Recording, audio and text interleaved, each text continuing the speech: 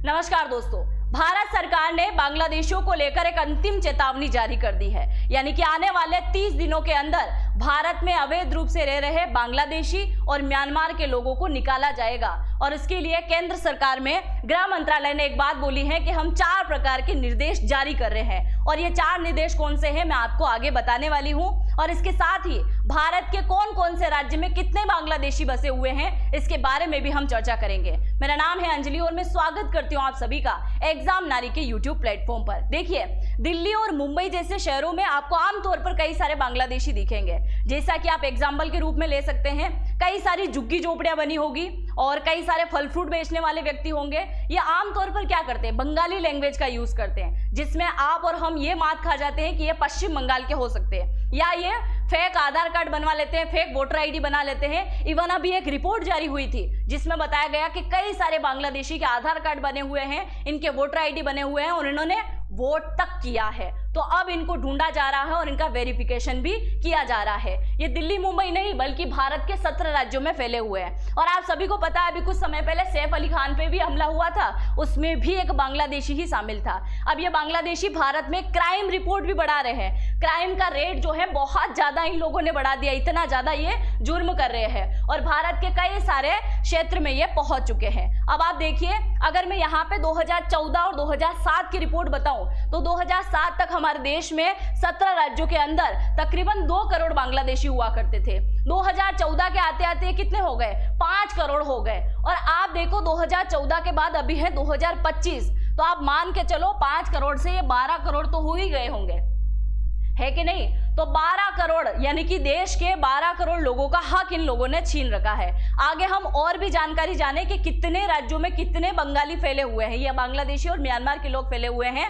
इससे पहले मैं आपको बता दूं कि आखिरकार आते कहां से हैं। तो ये आपको दिखाई दे रहा होगा, ये है बांग्लादेश, है ना। और बांग्लादेश की सीमा कहां से लग रही है, पश्चिम बंगाल में। आपको सबसे ज्यादा बांग्लादेशी घुसपैठ या तो पश्चिम बंगाल में देखने को मिलेगा। और आप सब जानते हैं पश्चिम बंगाल की मुख्यमंत्री ममता बनर्जी अभी कुछ समय पहले बीएसएफ के ऊपर आरोप लगाती हैं कि बॉर्डर सिक्योरिटी फोर्स ढंग से अपनी ड्यूटी नहीं करती है, इसलिए बांग्लादेशी घुस आते हैं। जबकि हकीकत यह है कि बांग्लादेशी कुछ ज्यादा ही पश्चिम बंगाल के अंदर रह रहे हैं और ये वोट बैंक की भी भूमिका अब निभा रहे हैं। दूसरा, आप यहाँ पे देखिए, मेघालय के अंदर कई सारे हैं और असम के अंदर अभी 4-5 दिन पहले ही हेमंता बिस्वा शर्मा जो कि असम के मुख्यमंत्री हैं, इन्होंने अपनी रिपोर्ट में कहा था कि हमारे यहाँ पे इतने बांग्लादेशी घुस आए हैं जिसके लिए केंद्र सरकार से अनुरोध करता हूं कि इनके लिए कुछ न कुछ करना पड़ेगा। दूसरा, आप सभी को पता है झारखंड का इलाका, और झारखंड के अंदर और बिहार के पास में यानी झारखंड बिहार के बीच में एक संथाल परगना का स्थान है, सुना होगा आपने नाम, जहां पे सबसे ज्यादा बांग्लादेशी घुस आए हैं। और इन बांग्लादेशियों ने संथाल परगना की बेटियों से विवाह किया, बच्चे पैदा कर दिए और इतनी जनसंख्या बढ़ा दी जिससे उन संथाल परगना के लोगों की जनसंख्या कम हुई और इनकी जनसंख्या लगातार बढ़ती जा रही है। दूसरा, असम के अंदर भी यही हाल है जो संथाल परगना में हो रहा है। दूसरा, आप देखो मिजोरम के अंदर, मणिपुर के अंदर, और मणिपुर में जो हिंसा हुई थी उसमें तो म्यांमार सबसे बड़ा कारण दिखने में आया था सामने कि म्यांमार का बहुत बड़ा हाल है, बहुत बड़ा इसने इसमें रोल निभाया है। तभी कुकी, मैथई ये दोनों जनजाति आपस में लड़ाई थी, है ना।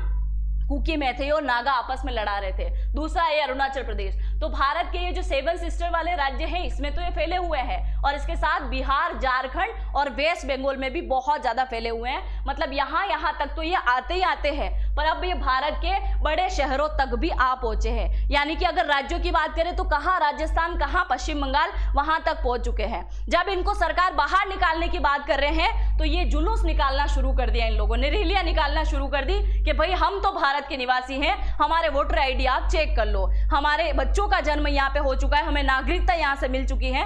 वो भी मैं आपको दिखाने वाली हूँ उनको नागरिकता मिली कैसे है। अब आप देखिए, बांग्लादेश के साथ में हमारी बॉर्डर कितनी लगती है, पश्चिम बंगाल के साथ में 2217, इसके अलावा असम के साथ 262, त्रिपुरा के साथ 856, तो बहुत ज्यादा सीमा साझा करता है, इसलिए ये आ जाता है। देखिए, आप पूरे भारत की अगर जनसंख्या की बात करें तो 140 करोड़ हमारे देश की टोटल जनसंख्या है। उसमें से पश्चिम बंगाल के अंदर 57 लाख कौन है, बंगाली, यानी कि ये पश्चिम बंगाल के लोग नहीं, बांग्लादेश के लोग निवास कर रहे हैं। तो 57 लाख क्या है, ये बांग्लादेशी घुसे हुए हैं। असम की बात करें तो 50 लाख से भी ज्यादा यहाँ पे वो निवास कर रहे हैं। असम के 33 जिलों को इन्होंने कवर कर रखा है। और मैंने बोला था ना, जैसा संथाल परगना का हाल है वही असम का हो रहा है। अभी कल ही मैंने एक वीडियो बनाया था, असम से मांग हो रही है बोडोलैंड स्टेट बनाने की, और उस बोडोलैंड के लोगों को इतना बुरी तरीके से बांग्लादेशी के लोगों ने परेशान कर रखा है, उनकी बहू बेटियों से विवाह कर रहे हैं और वहां पे लगातार जनसंख्या बढ़ा रहे हैं। इसकी वजह से वो जनता बहुत परेशान है। ये बात केंद्र सरकार तक बिल्कुल जानी चाहिए, ताकि उनको पता चले कि देश में क्या बुरा हाल कर रखा है इन लोगों ने।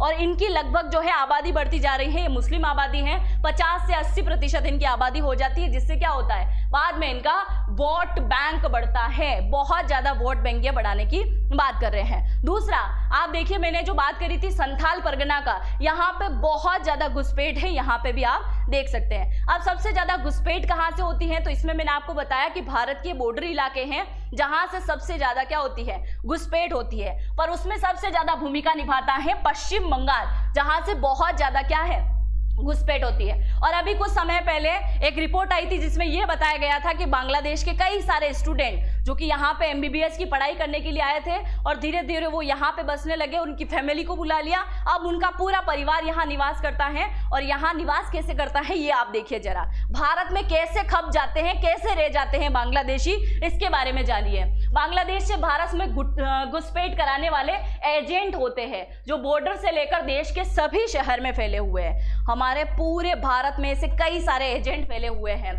मीडिया की रिपोर्ट के अकॉर्डिंग बॉर्डर क्रॉस कराने वाले एजेंट हर घुसपैठिए से 4 से 15 हजार रुपए वसूल करते हैं। फिर उनके नकली दस्तावेज बनाते हैं, उनको अलग अलग जगह नौकरी दिलाते हैं और मुंबई पुलिस या अलग अलग पुलिस से भी वेरिफिकेशन करा लेते हैं। उनको पता भी नहीं चल पाता है कि ये बांग्लादेशी है या क्या कुछ और है।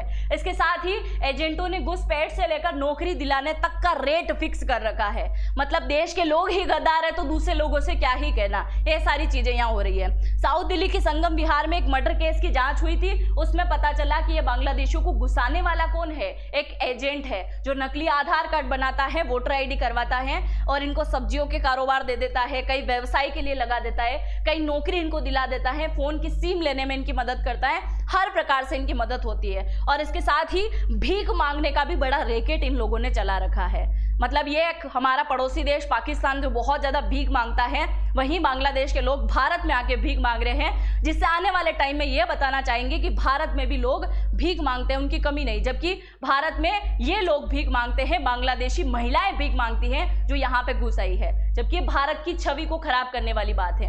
आप देखिए, ये 1971 से तौर चला आ रहा, जब से बांग्लादेश बना है तब से घुसपैठ लगातार जारी है। और अभी आप सभी को पता है बहुत ज्यादा इन्होंने विरोध किया था, सिटीजनशिप अमेंडमेंट जब आया था, तो इन लोगों की जनसंख्या जब करोड़ों में है तो क्यों ना ये विरोध किया जाएगा और क्यों नहीं बोलेंगे कि बिल को वापस करो।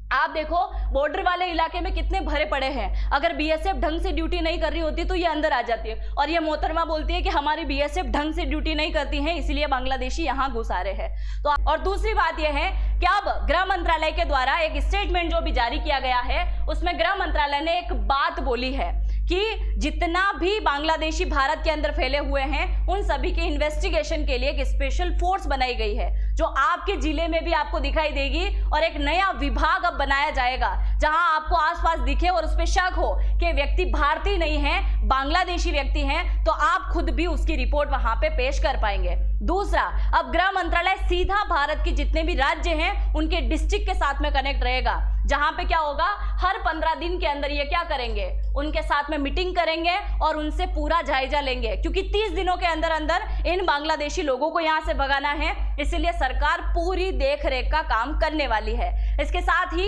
एक नए प्रकार की वेबसाइट भी बहुत जल्द जारी हो जाएगी और उस वेबसाइट पे यहां से जाने वाले सारे बांग्लादेशी की रिपोर्ट, उनके नाम, सब कुछ दर्ज होने वाले हैं। यानी कि अगर वो फ्यूचर में वापस कभी बांग्लादेश से भारत आना चाहेंगे तो वो पॉसिबल नहीं हो पाएगा। इसके लिए वो वेबसाइट बिल्कुल जारी हो जाएगी। और मेरा तो आपसे यही कहना है कि अगर आपके आसपास कोई भी बांग्लादेशी व्यक्ति नजर आए तो आप अपने आसपास के थाने में जाके इसके बारे में जरूर से सूचना दीजिएगा, या कुछ ही दिनों में एक नया डिपार्टमेंट बनेगा उसमें जाके आप जरूर से सूचना दीजिएगा अगर आप देश के थोड़े से जागरूक नागरिक है तो। आप जरा मुझे ये बात कमेंट सेक्शन में लिख के बताइएगा कि इन बांग्लादेशियों को भारत से वापस जल्द से जल्द भेजना चाहिए या नहीं, क्या इनके ऊपर कोई कार्रवाई करनी चाहिए, और जो लोग हमारे देश की सेना के ऊपर कुछ न कुछ उंगली उठाते हैं उनको लेकर सरकार को कुछ एक्शन लेना चाहिए या नहीं। मुझे आप सभी के कमेंट का इंतजार रहेगा। हम मिलेंगे नेक्स्ट वीडियो में, तब तक के लिए जय हिंद जय भारत।